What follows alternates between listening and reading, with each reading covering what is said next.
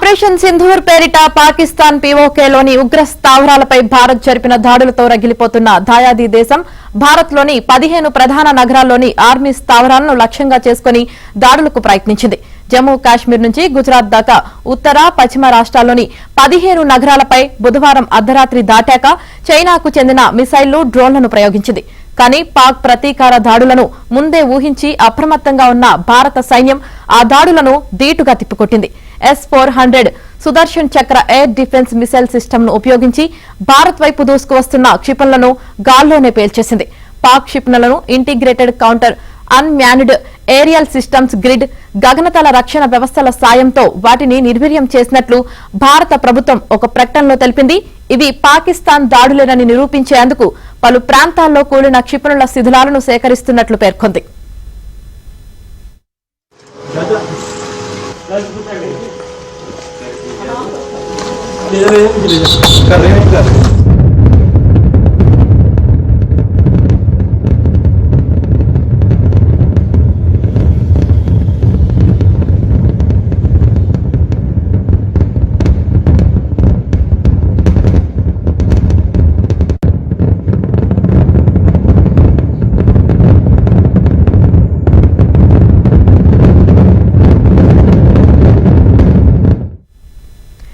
ఇక పాకిస్తాన్ దాడులకు ప్రతిగా భారత సైన్యం లాహోర్, కరాచీ, రావల్పిండి సహా పాకిస్తాన్లోని 9 నగరాల్లో గగనతల రక్షణ రేడార్ వ్యవస్థలపై దాడులు జరిపింది. ఈ దాడుల్లో సియాల్కోట్, లాహోర్తో పాటు మరో నగరంలో HQ-9 ఎయిర్ డిఫెన్స్ మిసైల్ లాంచర్లు పూర్తిగా ధ్వంసమైనట్లు సమాచారం.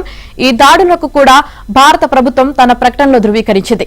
మరోవైపు జమ్మూ కాశ్మీర్లోని నియంత్రణ రేఖ వెంబడి పాకిస్తాన్ కాల్పులను తీవ్రతరం చేసిందని కుప్వాడా, బారాముల్లా, యూరి, పూంచ్, మెంధార్, రాజౌరి సెక్టార్లలో మోర్టార్ షెల్లింగ్, ఫైరింగ్ కు పాల్పడుతుందని తెలిపింది. ఇక సరిహద్దు గ్రామాల్లో సాధారణ పౌరులే లక్ష్యంగా బుధవారం నుంచి పాక్ జరుపుతున్న కాల్పుల్లో మృతుల సంఖ్య 16కు పెరిగిందని వెల్లడించింది.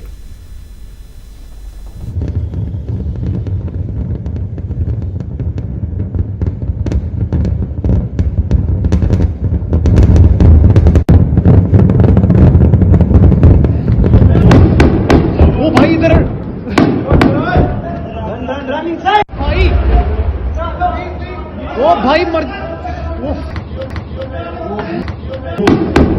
वो भाई इधर भाई वो भाई मर वो भाई इधर కాగా సరిహద్దుల్లో ఉద్రిక్త వాతావరణం నేపథ్యంలో పంజాబ్, హర్యానా, రాజస్థాన్, గుజరాత్, ఢిల్లీ ప్రభుత్వాలు పూర్తిగా అప్రమత్తమయ్యాయి. ఎమర్జెన్సీ ప్రోటోకాల్స్ ను అమలు చేస్తున్నాయి. అందులో భాగంగా పలు జిల్లాల్లో పోలీస్, ప్రభుత్వ సిబ్బంది సెలవులను రద్దు చేశాయి. పాఠశాలలను మూసివేశాయి. ఎల్ఓసీ వెంబడి వందలాది మంది ప్రజలను సురక్షిత ప్రాంతాలకు తరలించాయి. భద్రతను కట్టుదిట్టం చేశాయి. పంజాబ్, ఉత్తరాఖండ్, రాజస్థాన్, జమ్మూ కాశ్మీర్లోని 21 విమానాశ్రయాలను శనివారం దాకా మూసివేశారు.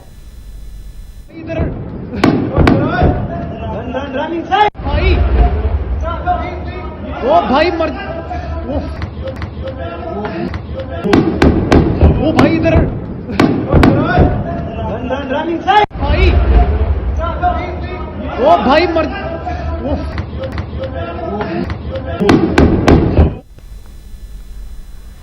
ఇక ఓవరాల్ గా ఇదే విషయానికి సంబంధించి పూర్తి సమాచారం అందించడానికి మా ఢిల్లీ బ్యూరో చీఫ్,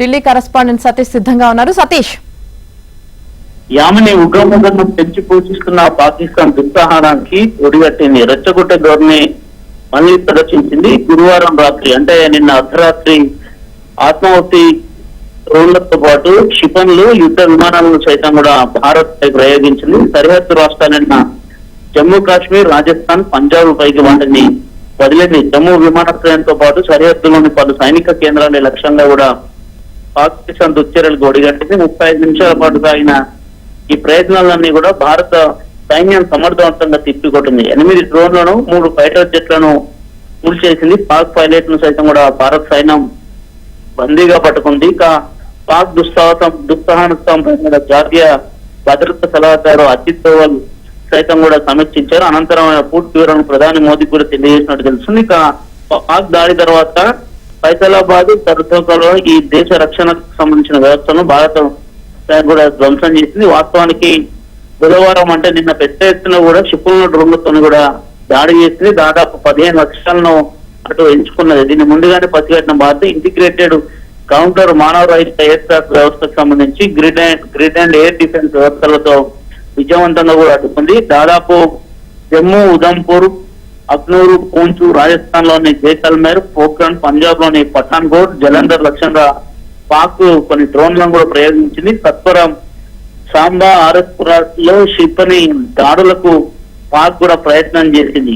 జమ్మూ విమానాశ్రయం సహా పలు కీలక ప్రాంతాల వైపు కూడా డ్రోన్లు వెళ్తాయి. నిన్నంతా కూడా రాజస్థాన్ జైసల్మేర్ లో మాత్రం నిన్న అర్ధరాత్రి పెద్ద ఎత్తున శబ్దాలు చేసుకుంటూ కూడా డ్రోన్లను ప్రయోగించడం జరిగింది. వాటిని అన్నిటిని కూడా భారత సైన్యం పసిగట్టి పూర్తిగా వాటిని సర్వనాశనం చేశాయి. కానీ జమ్మూ కాశ్మీర్ ఇతర ప్రాంతాల్లో మాత్రం ఫైరింగ్ కంటిన్యూగా కొనసాగుతుంది. పాక్ కాల్పుల విరమణ ఒప్పందానికి తూట్లు పొడుస్తూనే ఉంది. మరోవైపు జమ్మూ యూనివర్సిటీకి సమీపంలో 2 పాక్ డ్రోన్లను భారత్ ధ్వంసం చేసింది. ఉరిలో పౌరాణ నివాసాల లక్ష్యంగా కూడా పాక్ దాడులు తెగబడింది. ఇక జమ్మూ కాశ్మీర్ లో ఉగ్ర దాడులు చేయాలని టెర్రరిస్టులకు పాక్ ఐఎస్ఐ సూచించినట్టు కూడా తెలుస్తుంది. అనంతనాగ్ లో పుల్రూమ్ లో ఉన్న ఆయుధ డిపో వద్ద పేర్లో కూడా పాల్పడినట్టు కూడా తెలుస్తుంది. ఇక ఉద్రిక్తలను కూడా కేంద్ర ప్రభుత్వం అత్యంత సీరియస్ గా ఈ అంశాన్ని తీసుకుంది. మరోవైపు కేంద్ర ప్రభుత్వం సంబంధించిన అధికారులు ఈ రోజు మరోసారి సమావయ్యే అవకాశాలు కూడా చాలా స్పష్టంగా కనిపిస్తున్న నేపథ్యం.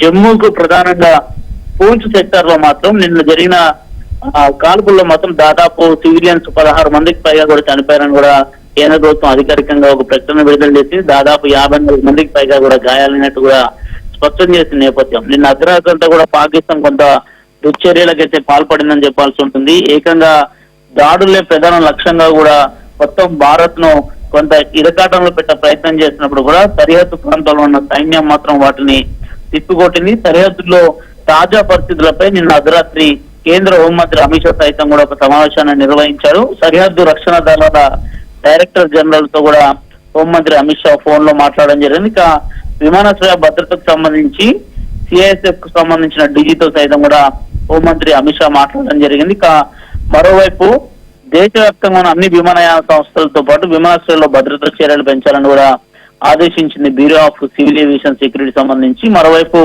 టెర్మినల్ భవనాలకు మాత్రం సందర్శకులకు ప్రవేశాన్ని కూడా నిషేధించింది.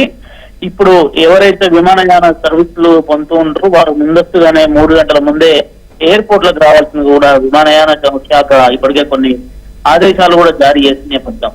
10వ తేదీ వరకు అంటే రేపు ఉదయం 5 గంటల వరకు కూడా విమానయాన రాకపోకలకు సంబంధించి దాదాపు దేశవ్యాప్తంగా కూడా జమ్మూ కాశ్మీర్, లదాఖ్ కావచ్చు, లే కావచ్చు, శ్రీనగర్ కావచ్చు, అదే విధంగా అమృత్సర్ కావచ్చు, అనేక ప్రాంతాల్లో కూడా ఇప్పటికే విమానయాన సర్వీసులను కూడా రద్దు చేసింది.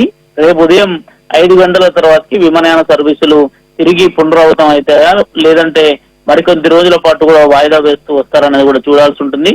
మరోవైపు పాక్ సంబంధించిన డ్రోన్లను మాత్రం కూడా అత్యంత భీకరంగా డ్రోన్లు వచ్చినప్పుడు కూడా భారత సైన్యం వాటన్నిటిని కూడా తిప్పికొట్టింది. పాక్ సంబంధించిన ఒక పైలట్ ను కూడా భద్రతా దళాలు తమ ఆధీనంలోకి తీసుకున్నట్టు తెలుస్తుంది. భీకర యుద్ధం నిన్న రాత్రి కూడా జరిగినట్టు కూడా చాలా స్పష్టంగా తెలుస్తుంది. డ్రోన్లతోని విరుచుకోబడే ప్రయత్నం చేశారు. సామాన్య పౌరులే లక్ష్యంగా కూడా ఇవంతా కూడా చేసినప్పుడు కూడా ఎక్కడ కూడా భారత సైన్యం కావచ్చు ప్రధానంగా పౌరులకు సంబంధించిన ఆటంకాలు అయితే నిన్న రాత్రి ఎక్కడ కూడా జరగలేదు. పాకిస్తాన్ చేసిన దుశ్చర్యలో నిన్న పాక్ మాత్రం నిన్న అర్ధరాత్రి విఫలమైందని చెప్పొచ్చు యామిని. అలాగే సతీష్, మనం చూసినట్లయితే పాకిస్తాన్ అమెరికా నుంచి కొనుగోలు చేసిన F-16 కూడా భారత్ అయితే నేల కూల్చింది. అయితే ఇది అమెరికా నుంచి పాకిస్తాన్ కొనేటప్పుడు అమెరికా ఒక ఒప్పందం కూడా చెప్పింది. ఏమని? F-16 ఉగ్రవాద వ్యతిరేక కార్యకలాపాలకు తప్ప ఇతర దేశాలపై దాడికి ఎట్టి పరిస్థితుల్లో వాడకూడదని చెప్పింది. మరి అమెరికా పెట్టిన నిబంధనను పాకిస్తాన్ ఉల్లంఘించిన నేపథ్యంలో అమెరికా ఎటువంటి చర్యలు తీసుకునే అవకాశం ఉంది పాకిస్తాన్ పై? ఖచ్చితంగా కూడా పాక్ దుశ్చర్యలను ఒక్కొక్కటిగా కూడా భారత్ ఎండగడుతున్న వేళ పాకిస్తాన్ తీసుకున్న ప్రధానంగా ఫైటర్ జెట్లకు సంబంధించిన అంశంలో కూడా కొంత అగ్రరాజ్యాల ముందు దోషిగా కూడా నిలబడే అవకాశాలు కూడా చాలా స్పష్టంగా కనిపిస్తుంది. ఎందుకంటే కేవలం ఉగ్రవాద సంస్థలకు సంబంధించి ఉగ్రవాదులకు సంబంధించిన దాంట్లోనే వాడాల్సిన దాన్ని మాత్రం ఒక దేశం పైన అక్కస్తోనే కూడా యుద్ధానికి దాన్ని వాడడం జరిగింది. ఖచ్చితంగా కూడా పాక్ దీనికి మూల్యం చెల్లించుకోవాల్సి ఉంటుంది. ఇప్పటికే పొరుగు దేశాలైన అన్ని దేశాలు కూడా భారత్ కు మద్దతుగా నిలిచే, టెర్రరిజం కి వ్యతిరేకంగా కూడా అన్ని దేశాలు కూడా భారత్ వెంట ఉన్నాయి. కాబట్టి ఈ రోజు తాజాగా ఏం జరగబోతుంది, కేంద్ర ప్రభుత్వం ఏ విధంగా ఇతర దేశాల ప్రతినిధులతో ఈ అంశాన్ని చర్చిస్తారు. ఎందుకంటే పాక్ నిన్న అర్ధరాత్రి చేసిన దుశ్చర్యలకు మాత్రం ఖచ్చితంగా మూల్యం చెల్లించుకోవాల్సి ఉంటుంది. నిన్నంతా కూడా లాహోర్ కావచ్చు, అదేవిధంగా ఇతర ప్రాంతాల్లో కావచ్చు, దాదాపు భారత్ అనేక ప్రయోగాలు నిర్వహించింది. దాంట్లో మొత్తం కూడా లాహోర్ పరిసర ప్రాంతాల్లో మాత్రం తీవ్ర ఉద్రిక్తమైన వాతావరణం అయితే నెలకొందని చెప్పాల్సి ఉంటుంది. పాక్ సైన్యానికి, పాక్ పౌరులకు ఎక్కడ కూడా విఘాతం కలిగించకుండా కేవలం టెర్రరిస్టులే లక్ష్యంగా కూడా భారత్ దూసుకువెళ్తున్న సందర్భంలో జరిగిన పరిణామాలన్నింటినీ కూడా ఈ రోజు మరోసారి కూడా ప్రపంచ దేశాల ముందు కూడా వినిపించే అవకాశాలు కూడా చాలా స్పష్టంగా అయితే కనిపిస్తున్నాయి. అన్నీ అలాగే సతీష్, పాకిస్తాన్ కు చెందిన F-16 ఫైటర్ జెట్ పైలట్ ను భారత ఆర్మీ సజీవంగా పట్టుకున్నట్లు కూడా తెలుస్తుంది. మరి దీనికి సంబంధించి మీ దగ్గర ఉన్న అప్డేట్స్ ఏంటి?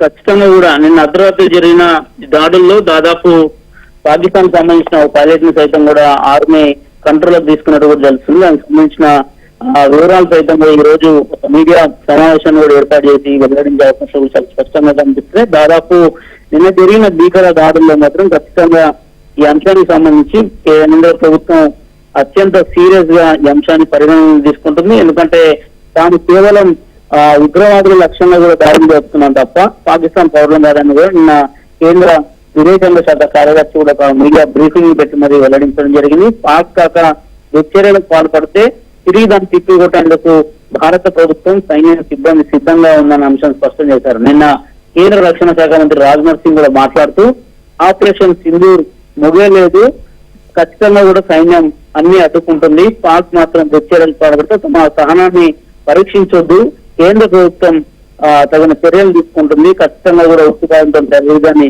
అణిచివేస్తామనే అంశాన్ని కూడా స్పష్టం చేసిన నేపథ్యం మరోవైపు పాక్ సంబంధించిన పైలట్ ను కూడా ప్రస్తుతానికి అయితే రద్దులోకి తీసుకున్నారు. మరి ఈ రోజు జరగబోయే ఘటనలు ఏ విధంగా ఉండబోతున్నది కూడా కొంత స్పష్టత రావాల్సి ఉంటుంది. అధికారులు కావచ్చు, భారత సైన్యం కావచ్చు, ఏ మేరకు చర్యలు తీసుకుంటారు, ప్రధానంగా ప్రధాని మోదీ దృష్టికి అంశాన్ని తీసుకువెళ్లడంతో పాటు దీనికి సంబంధించిన అంశంలో ఏం చేయాలన్నది. ఒకవేళ పాక్ పైలట్ భారత ఆర్మీ పాకిస్తాన్ ఆర్మీ చిన్నవాడైతే చర్చల ద్వారా అతన్ని విచారించిన పాకిస్తాన్ అప్పచెప్తారా, లేదంటే ఏం చేస్తారనేది కూడా దానిపైన కొంత స్పష్టత వచ్చే అవకాశం